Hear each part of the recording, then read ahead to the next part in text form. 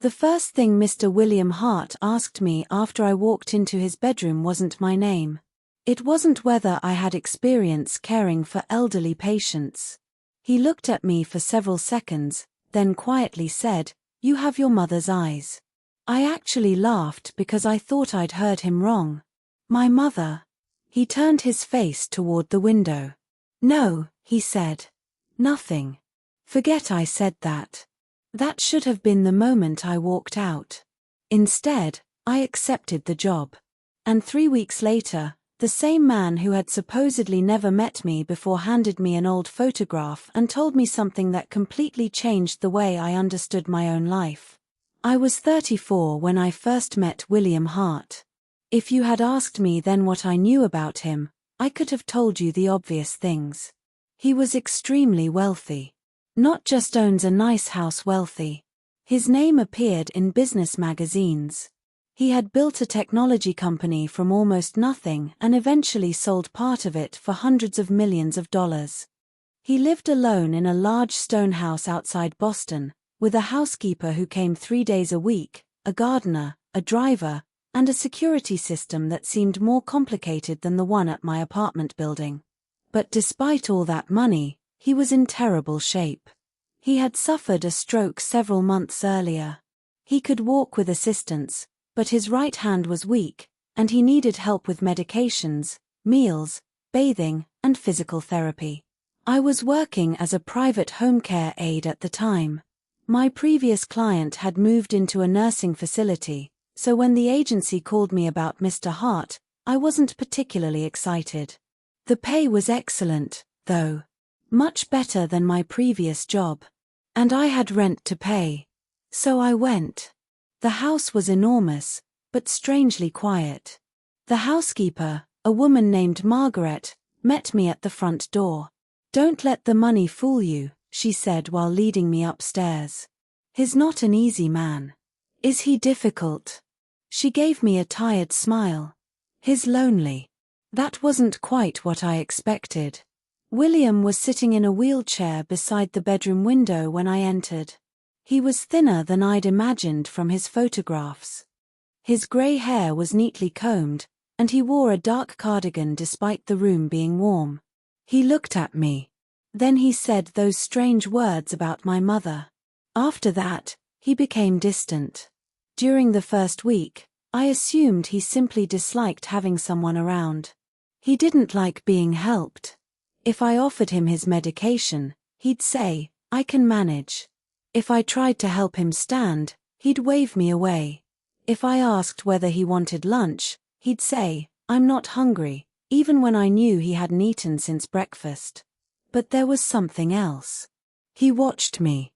Not constantly. Just enough that I noticed. Sometimes I'd catch him staring at me from across the dining room. Whenever I looked back, he'd quickly turn away. One afternoon, I finally asked him, "Did I do something wrong?" He looked confused. "What?" "You keep looking at me." He was silent for a moment. Then he said, "You remind me of someone." "Who?" He didn't answer. I thought that was the end of it.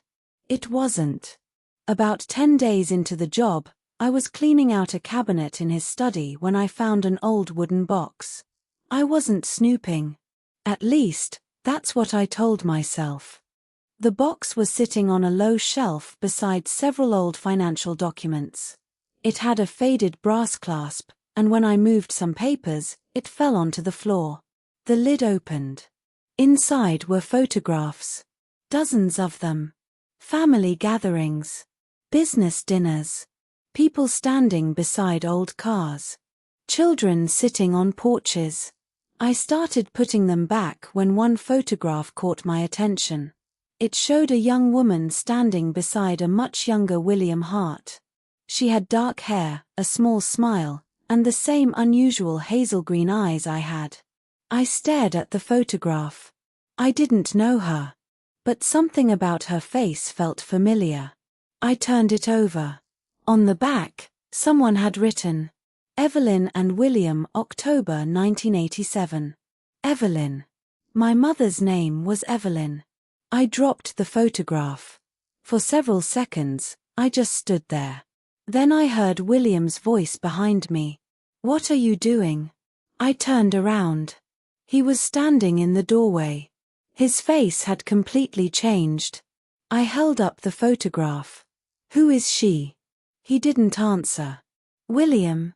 He looked at the picture, then at me, and quietly said, "Put it back." "Is that my mother?" His jaw tightened. "Put it back, Sarah." That was the first time he'd ever called me by my name. I didn't put it back. Instead, I asked the question again. "Is that my mother?" He looked away. "Yes." My stomach dropped. My mother had died when I was 23. As far as I knew, she'd lived a fairly ordinary life. She worked as a school secretary. She raised me alone. She never talked much about my father, except to say that he had left before I was born and that there was no point digging into the past. Whenever I'd asked who he was, she'd always said the same thing. Someone who didn't want to stay. That was it. No name. No photograph. No explanation. I had spent years believing that story. Now I was standing in a billionaire's study holding a photograph of my mother with him. And I suddenly understood why he had looked at me the first day as if he'd seen a ghost. "Were you my mother's friend?" William closed his eyes. "For a while." "Were you my father?" His eyes opened. He didn't answer immediately. That silence told me more than words could have. I took a step backward. "You're my father." He looked down at his hands. "I believe so." I laughed. Not because it was funny. Because I didn't know what else to do. "You believe so?" "I never had a DNA test." "Why not?" "Because your mother wouldn't let me." I felt anger rise so quickly that my hands started shaking. "You knew about me?" "Yes." "How long?" "Since before you were born." I couldn't speak. "All those years." My mother had told me my father didn't want me. But apparently, he knew I existed. William finally told me what had happened. He and my mother had met in 1986, when she was working for a small accounting firm that handled some of his business accounts. He was 29. She was 27. They became close. Very close. But William was already obsessed with building his company. He traveled constantly.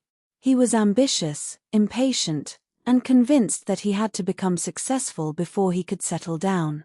My mother wanted something completely different. A home. Stability. A family. When she became pregnant, William said he wanted to marry her. She refused. According to him, she believed he'd eventually resent her and the baby for holding him back. They argued. Then one night, she left. She moved to another city before I was born. William tried to find her.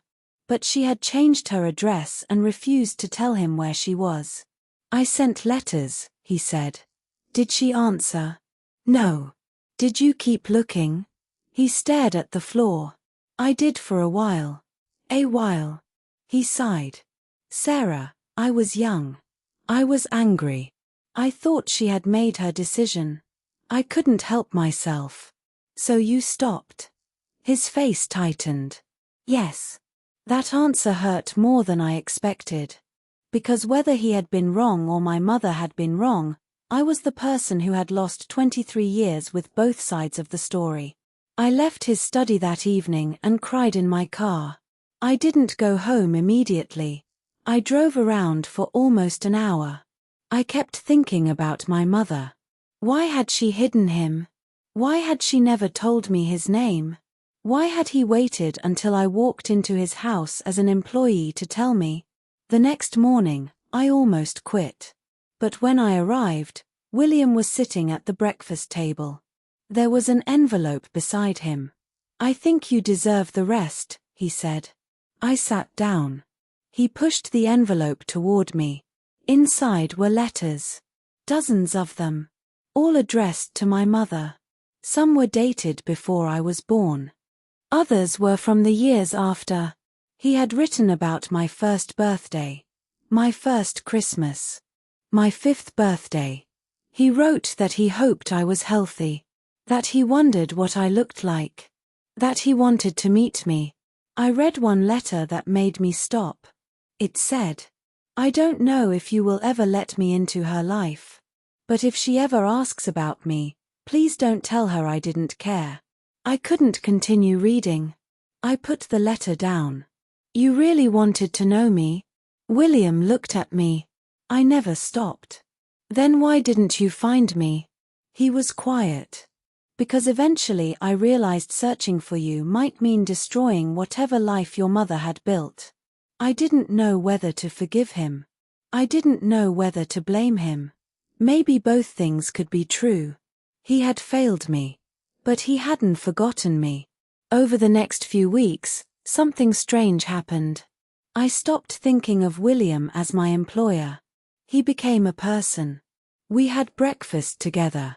He told me embarrassing stories about his younger years. I told him about my job before becoming a caregiver. He asked about my childhood. I told him about my mother. Sometimes he would smile. Sometimes he would look away.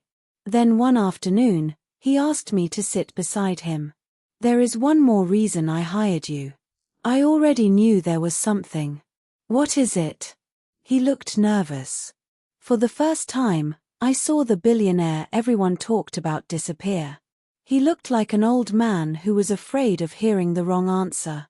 "I found you 6 months ago." I stared at him. "What?" "I found your mother's obituary online. Someone had posted it with a photograph. I recognized the name of the town." He swallowed. "I hired a private investigator." My mouth went dry. "You knew who I was before you hired me?" "Yes." "So the agency job wasn't random?" "No." "Why didn't you just contact me?" He looked embarrassed.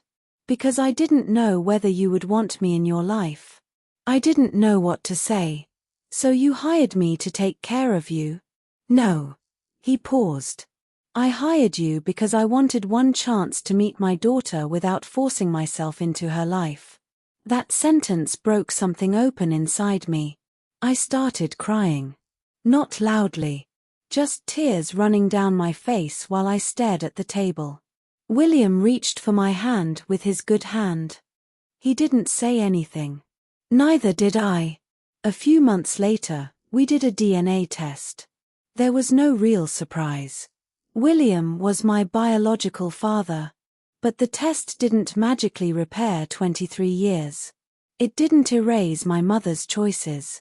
It didn't erase his mistakes. What it did was give us certainty. William eventually told me something else. He had changed his will. I assumed he was going to leave me money. Instead, he told me he had created a foundation in my mother's name. It provided scholarships for women returning to education after raising children alone. "I don't want you to inherit my money just because you're my daughter," he said. "I want you to decide what kind of life you want." I appreciated that more than I expected. William lived another 6 years. During those years, we became close. Not instantly. Not perfectly. There were arguments.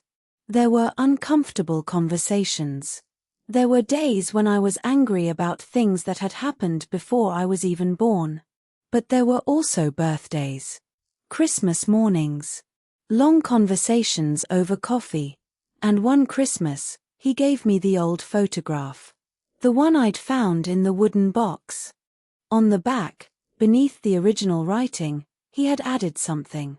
"The two people who gave me the greatest love of my life, even when I didn't know how to keep either of them." He died the following spring. I was sitting beside him when it happened. There was no dramatic final speech. No mover-like goodbye. He simply became quieter. Then he squeezed my hand. I leaned closer. His last words were barely audible. "I'm glad I found you." I still think about that sentence. Because for most of my life, I thought I had been abandoned by my father. The truth was more complicated. He had looked for me. My mother had hidden me. He had eventually stopped searching. And somewhere between those choices, 23 years disappeared. I used to think family secrets were about the truth being hidden. Now I think they're often about fear. My mother was afraid of what would happen if William came back. William was afraid I would hate him. And I was the person who grew up believing there was nobody worth finding. If I hadn't accepted that caregiving job, I might never have known any of it. I might have spent the rest of my life believing the simplest version of the story. My father left. My mother moved on. That was all. But sometimes the truth isn't simple. Sometimes two people can make terrible choices and still love the same child. And sometimes, after decades have passed, the best thing you can do isn't pretend those years never happened. It's sit down, look at the person across from you, and finally ask the question you've been afraid to ask your entire life. What really happened?